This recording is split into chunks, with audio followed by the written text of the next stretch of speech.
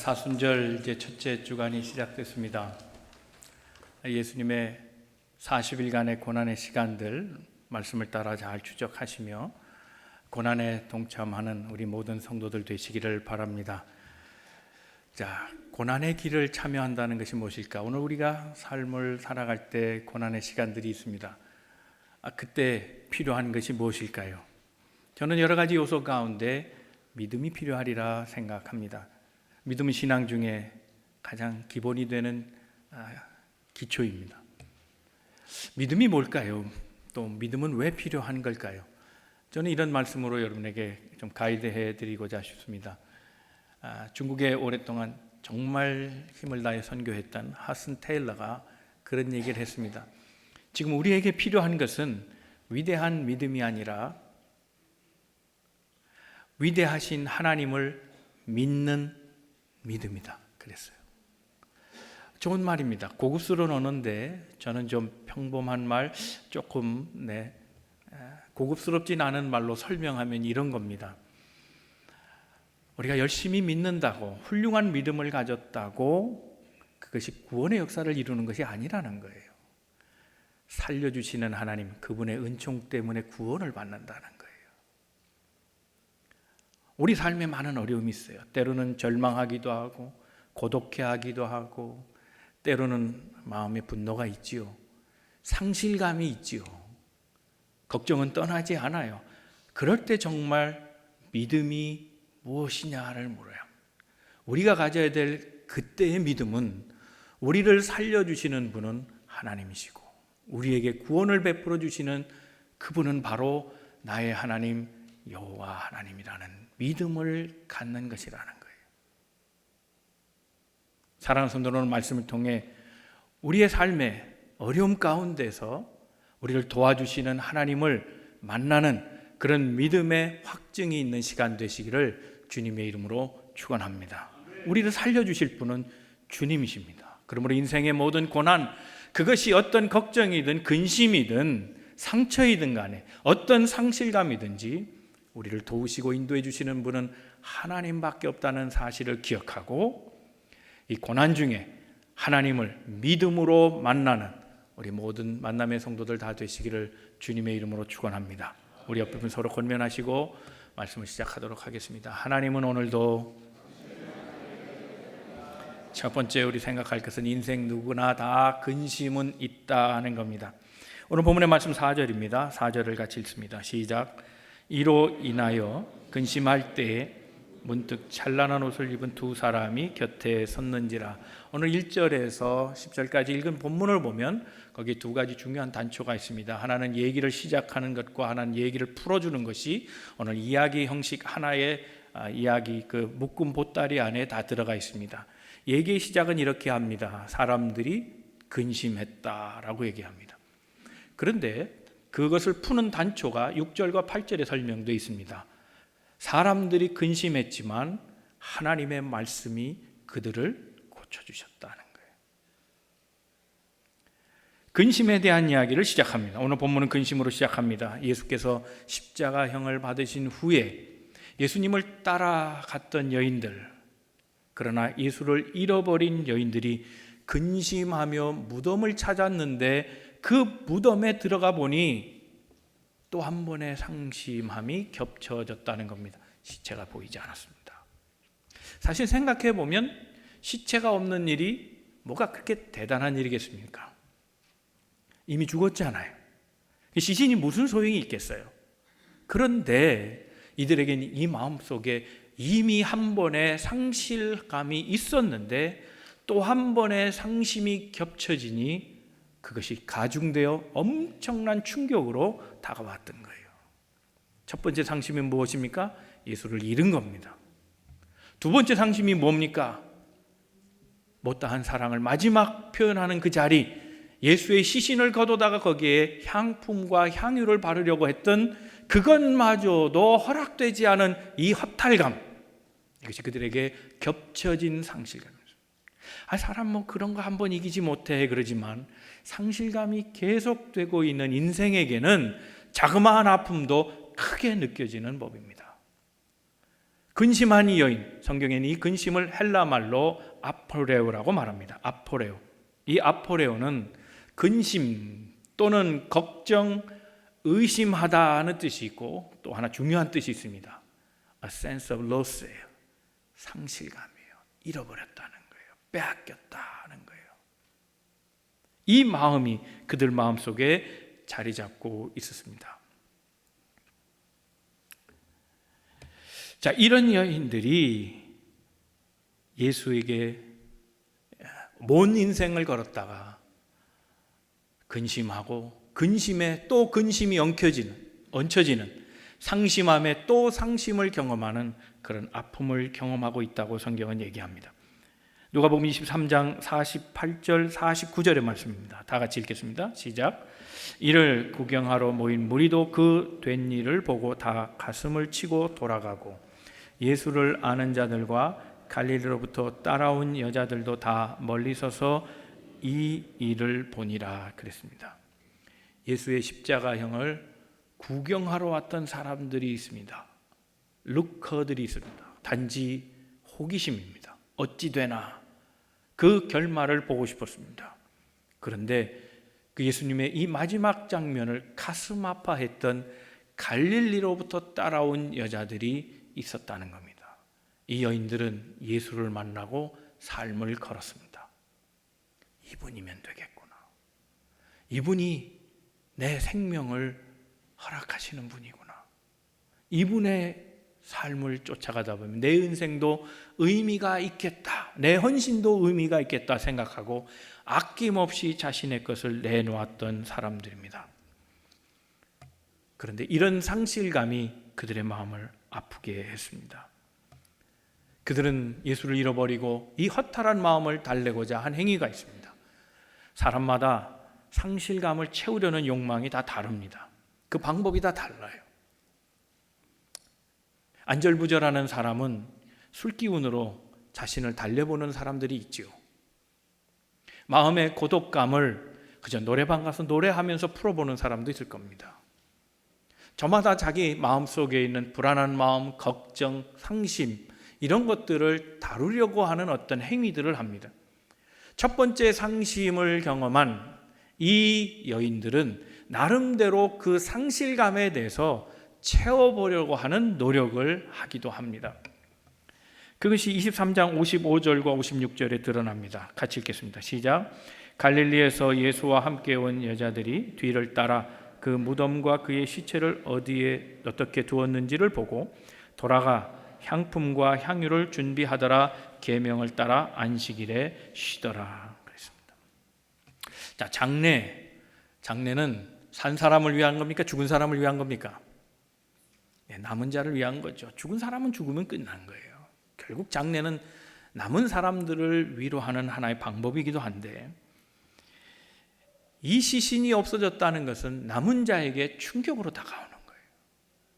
그들을 위한 위로의 시간이 없기 때문이에요. 시신이 없어졌으니 어찌 장례를 치를 겁니까?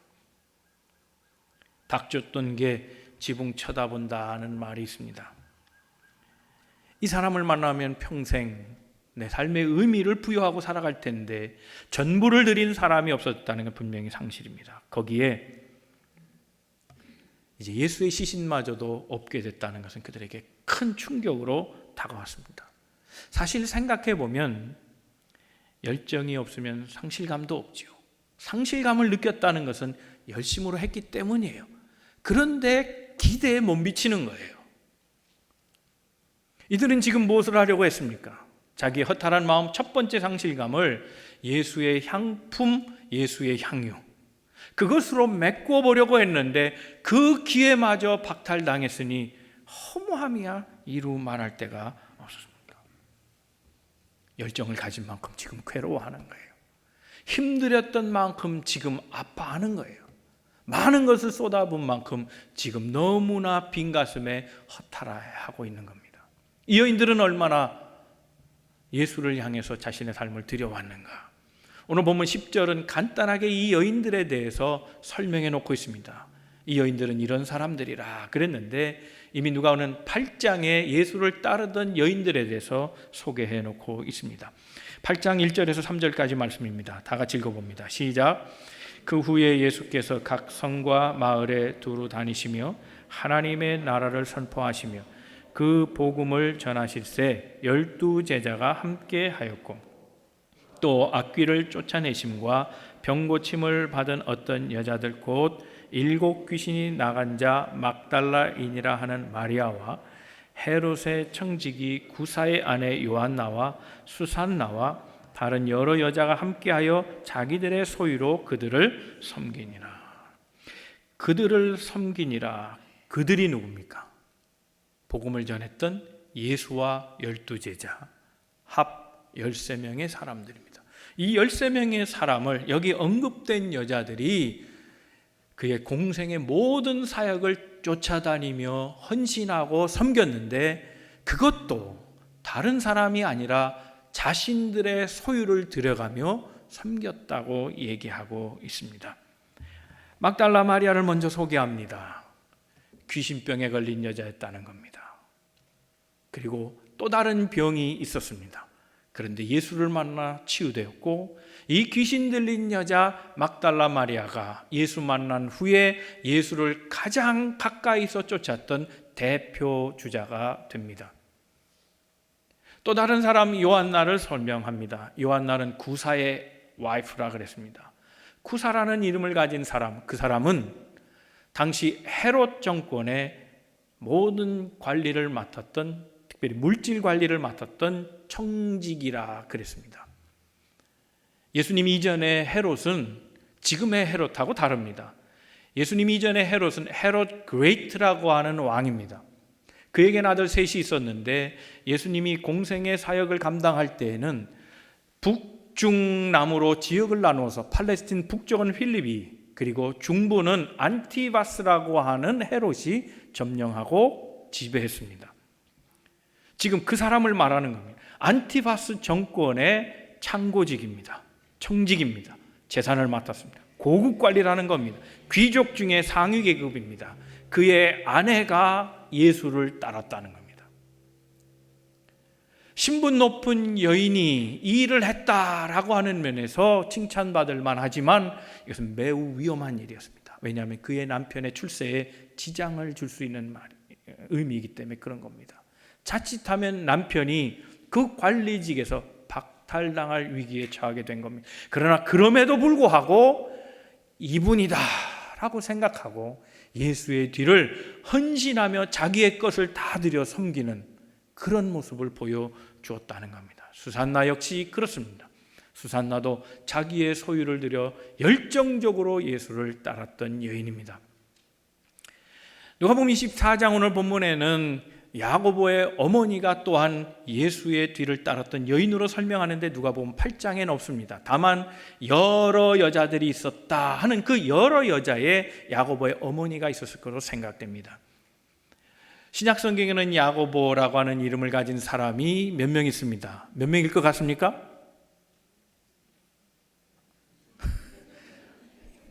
힌트를 드려도 잘 모르는 건 무슨 의미죠? 네, 몇 명입니까? 예수님의 동생 야고보가 있습니다. 그리고 2명의 야고보가 더 있는데 알페오의 아들 야고보, 세베대의 아들 야고보입니다. 이 두 야고보를 특징 짓는 게 있습니다. 세베대 야고보는 키 큰 야고보, 알페오 야고보는 작은 야고보입니다. 그런데 본문은 작은 야고보입니다. 알페오의 아들 야고보입니다. 왜냐하면 누가복음 마지막에 십자가 아래 있던 사람이 누구냐? 알페오의 아들 야고보. 그 야고보의 어머니가 뒤를 따랐다.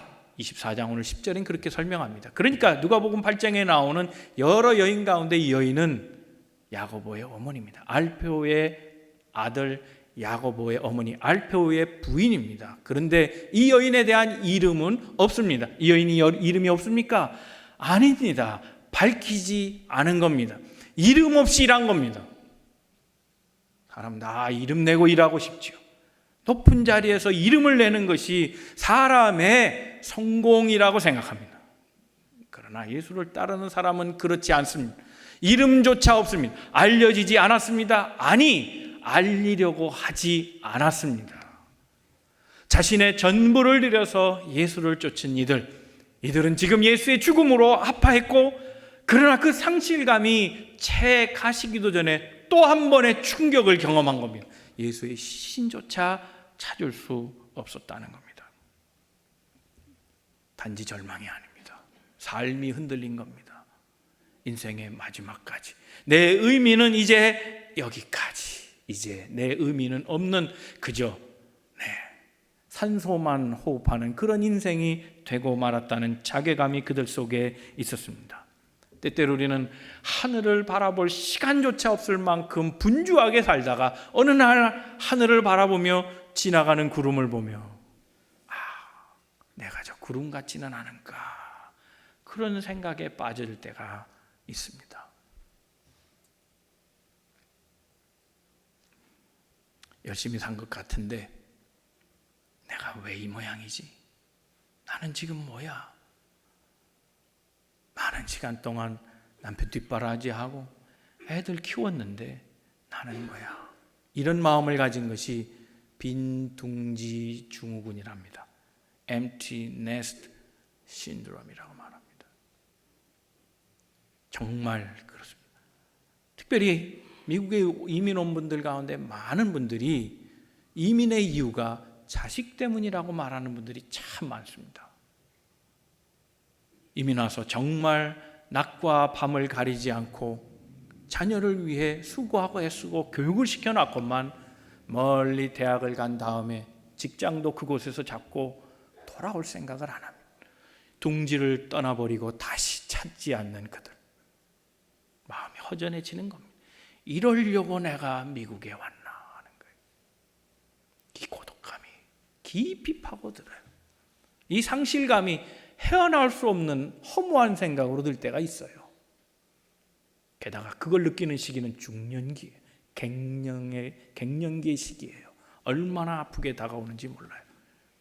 WHO 세계보건기구가 2020년도에 인류를 괴롭힐 가장 큰 질병 가운데 두 번째를 이 빈둥지 증후군이라고 기록해놨어요. 갈수록 더 심해질 것이다 말합니다. 사람들은 다 그런 허물을 느끼고 살아갑니다. 열심히 수고했는데 아무것도 없는 겁니다. 다 빼앗긴 것 같고 다 버려진 것 같고 아무것도 남지 않은 자신의 내면을 돌아보면서 내가 이러려고 여기까지 왔던가 생각하는 겁니다. 공부만 하면 되는 줄 알았어요. 잘할 수 있는 것은 사업이 아니고 지식 공부라고 생각하고 수많은 시간을 들여서 돈도 들여가며 공부한 사람들이 있어요. 소위 미국에 유학 가서 PhD 박사학위를 땁니다. 그런데 뒤돌아보니 박사학위 가진 사람이 너무 많아요. PhD를 받아도 갈 데가 없는 사람이 있어요. 제 아내를 얘기하는 건 아닙니다. 제가 아는 분이 난가지에서 PhD 하고 한국으로 돌아갔는데 비행기에서 내리자마자 사망했어요. PhD 받고 그 많은 축하를 받고 이제는 고국에 가서 뭔가 하려고 했는데 비행기에 내리자마자 죽었어요. 얼마나 허무한지. 온 가족이 침통했어요. 가족들이 먹을 거 안 먹고 학비됐어요. 수많은 시간 아버지의 박사학위를 기다리고 있었어요. 남편이 성공하기를 기다렸어요. 한순간에 다 무너져 버린 거예요. 그 상실감, 그 허탈함, 그 빈 가슴을 무엇으로 채우겠어요? 돈을 벌면 성공한 것 같아요. 그러면 뭐든지 이룰 것 같았어요. 그런데 돈을 많이 벌어놨더니 돈이 뒤통수 치네. 정신이 이상해지고 몸이 망가져 버렸어요. 돈으로 되지 않는 게 너무 많아요. 돈을 벌면 기쁠 것 같은데 근심이 더 많아졌어요. 이것이 무엇인가 하는 거예요.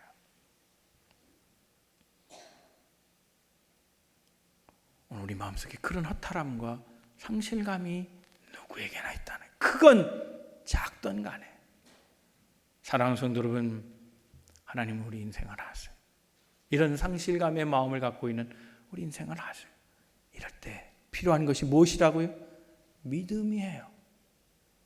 고난 중에도 우리의 모습, 우리의 수고, 노력으로 되는 것이 아니라 하나님이 살려주시는 그것을 믿는 것이 믿음이라면 오늘 아픔의 자리, 고난의 자리, 상처의 자리, 상실감의 자리에서 우리를 이끌어 주실 분은 하나님이라고 믿는 그 믿음이 우리를 살려줄 것입니다.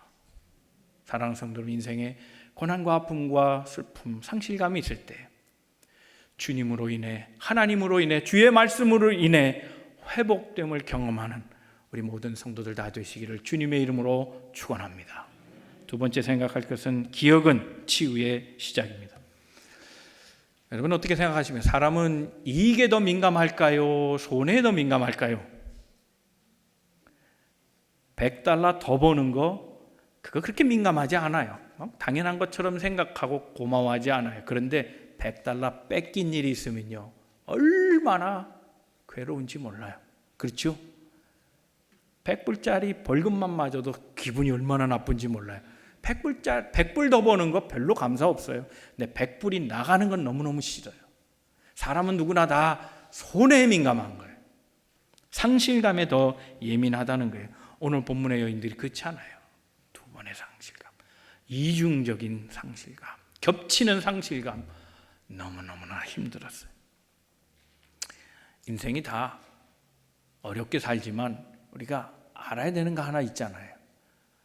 고난을 받으면 면역력이 생기나요? 안 생기더라고요. 여러분, 고통은 절대로 면역력이 없어요. 그냥 아픈 거지. 어제 맞은 매 오늘 맞으면 덜 아픈가요? 천만에요. 어제 아픈 거 오늘 맞으면 또 아파요. 인생은 다 아픈 거예요. 상실감으로 인한 고통, 그게 여러 번 겹친다고 만성이 되는 거 아니고요. 고통이 줄어드는 게 아니더라고요. 오히려 더 아파지지. 건드리기만 해도, 아니 되지 않아도 신용만 봐도 미리 아파요. 그만큼 상실감은 힘든 일이기에 틀림없습니다. 상실감에 빠진 이 여인들에게 이제 천사가 나타나 위로해 줍니다. 6절 말씀입니다. 같이 읽겠습니다. 시작. 여기 계시지 않고 살아나셨느니라. 갈릴리에 계실 때 너에게 어떻게 말씀하셨는지 기억하라 그랬어요. 상실감에 빠진 이들을 치유한 것은 말씀의 기억이에요. 하나님의 말씀이 생각나 이들을 치유하기 시작한 겁니다. 기억하라 그랬습니다.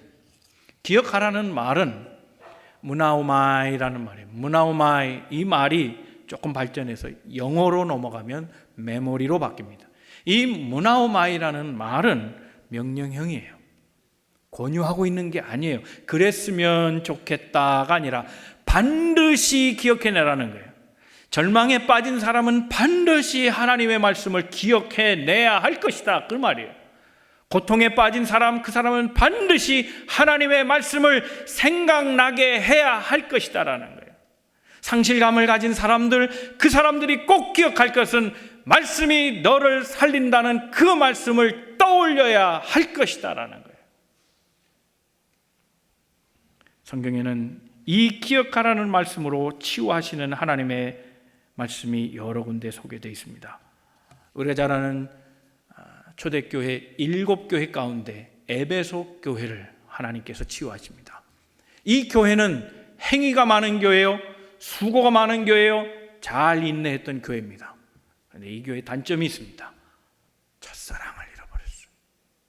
열심히 일했는데 사랑은 없어요. 많은 봉사를 했는데, 수고했는데 사랑이 없어요. 잘 참았는데, 오래 참았는데 사실 생각해 보니 사랑 때문이 아니라 견디고 참은 거예요. 이를 갈면서 참은 거예요. 도대체 너희 교회는 왜 사랑이 없어졌니? 어디에서 사랑이 떨어졌는지, 내 교회의 추락의 이유가 무엇인지 생각해 내야 할 것이다라는 무나우마이 그랬어요. 그러므로는 어디에서 떨어졌는지 생각하고, 이 생각이 다르게 표현되어 있지만 기억이라는 말이에요. 똑같은 단어, 헬라어에는 똑같은 단어로 쓰여졌어요. 어디에서 추락했는지 생각하라는 거예요. 너의 타락의 이유가 무엇이냐? 내 교회 타락의 이유가 무엇이냐? 거기 생각해야 돼요. 그걸 모르면 회복도 없다는 거예요. 마태복음 16장에는 예수님께서 떡에 대한 말씀을 다시 하십니다. 이미 5,000명을 먹인 기적, 4,000명을 먹인 기적, 반복해서 2번의 기적을 보여주셨습니다. 그런데 제자와 그를 따르던 무리들은 여전히 똑같은 질문을 합니다. 우리가 어떻게 먹을 것을 구할꼬? 한심한 제자들, 한심한 무리였습니다. 주께서 그때 이렇게 말씀하십니다. 마태복음 16장 10절입니다. 떡 7개로 4,000명을 먹이고 주운 것이 몇 광주렸는지를 기억하지 못하느냐? 문하오 마이 하라는 거예요. 기억해내라는 거예요. 똑같은 질문, 반복된 질문, 변화와 성숙도 없이 늘 이전의 초보적 신앙으로 나아가고 있는, 기적을 체험하기 이전과 이후가 전혀 다르지 않은, 하나님의 말씀을 전해받고도 전해받은 전과 그 후가 똑같은 어리석은 사람들에게 주님이 말씀하세요. 반드시 내가 한 말을 기억해내야 할 것이다. 내가 너에게 보여준 기적을 반드시 생각해내야 할 것이다 라는 거예요. 사랑하는 성도 여러분, 우리에게 이런 기억이 있기를 주님의 이름으로 축원합니다. 마태복음 17장에는 베드로의 얘기가 나옵니다. 베드로는 법정에서, 그 제사장이 뜰에서 가녀린 여자에게 3번이나 예수를 모른다고 부인했습니다. 그런데 주님은 이미 그것에 대해 예언하셨어요. 닭이 3번 울면 너는 나를 부인한다. 기억하지 못했어요. 그 말씀을 생각했더라면 이미 닭이 울 때 정신 차렸어야 했어요. 그 말씀을 까마득히 잊고 있다가 여인에게 3번 부인한 다음에 그는 주의 말씀이 생각나서 통곡하고 회개한 거예요. 마태복음 17장 75절 말씀에 이렇게 말합니다. 이에 베드로가 예수의 말씀에 닭 울기 전에 내가 3번 나를 부인하리라 하심이 생각나서 밖에 나가 심히 울었다는, 그제야 생각난 거예요.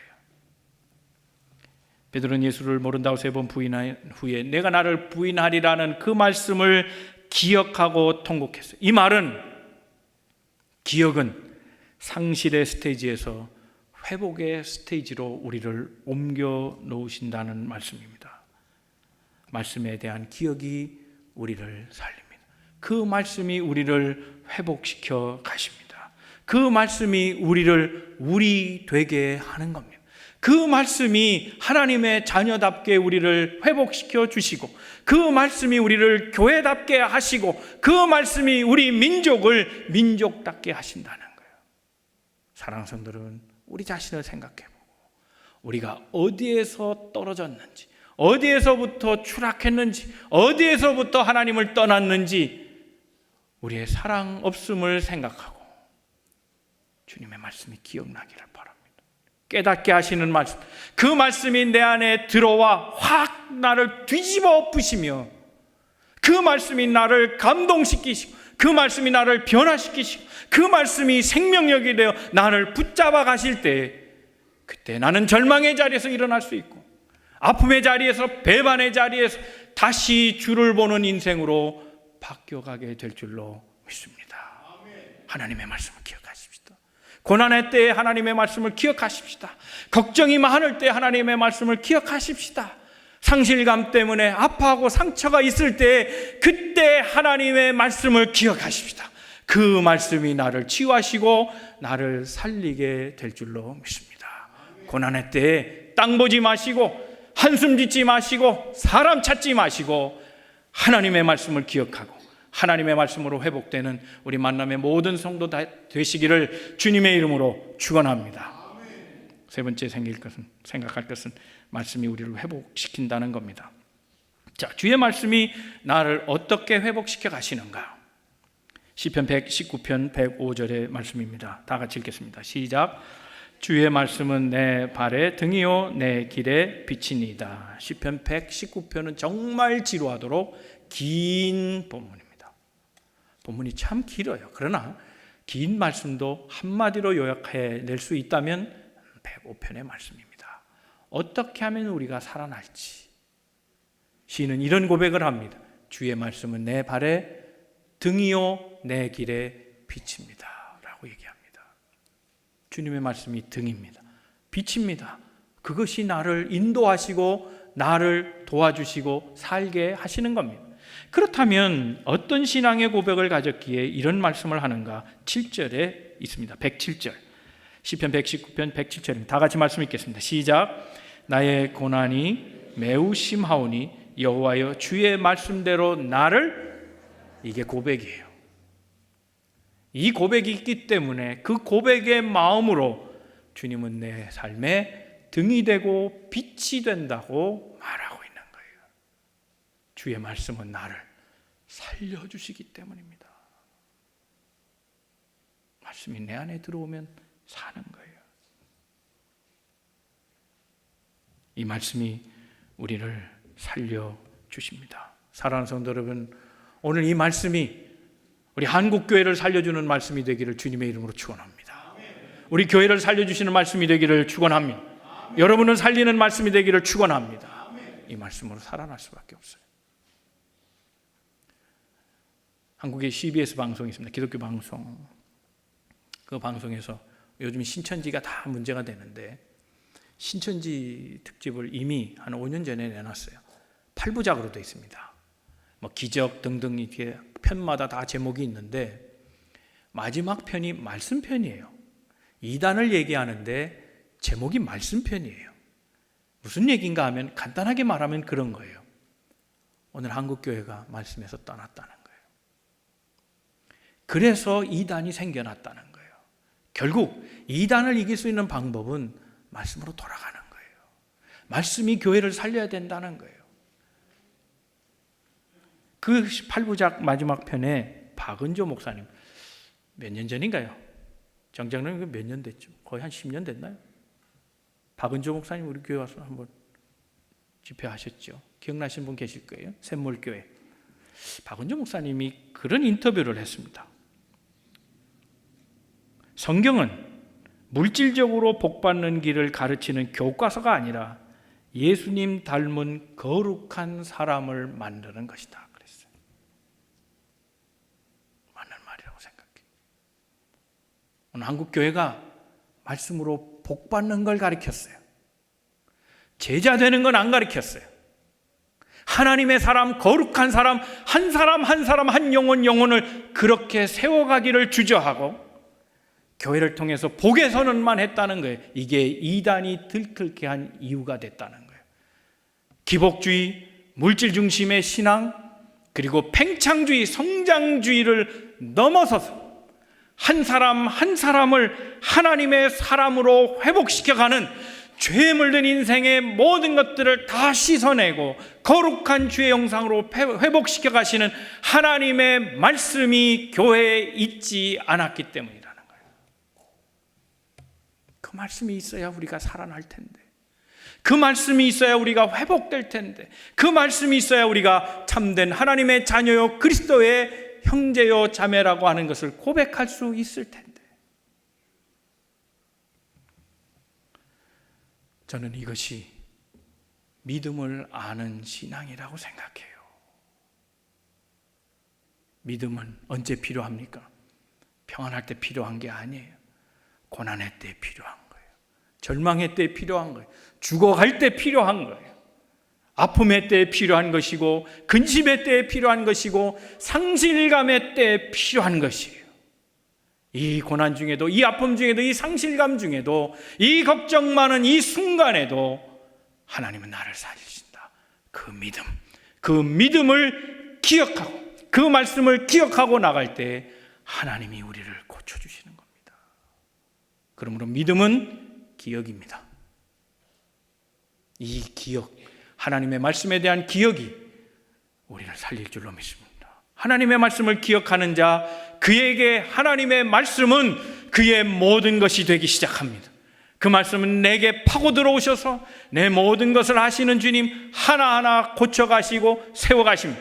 꺾인 자는 바로 세워주시고, 굽은 자는 펴주시고, 주저앉은 자는 일으켜 세워주시고, 상처받은 자는 치유하게 하시고, 망설이며 피하던 자에게는 결단하여 용기 있는 자로 다시금 세워주시는 하나님의 은총이 말씀을 통해 들어오게 된다는 사실입니다. 사랑하는 성도 여러분, 이 말씀에 기적이 있습니다. 믿음으로 이 기적을 확보하시는 우리 성도들 되시기를 주님의 이름으로 축원합니다. 사랑하는 성도 여러분, 이제 말씀을 정리합니다. 내 삶의 상실감의 이유는 중요하지 않아요. 무엇을 걱정하느냐도 중요하지 않아요.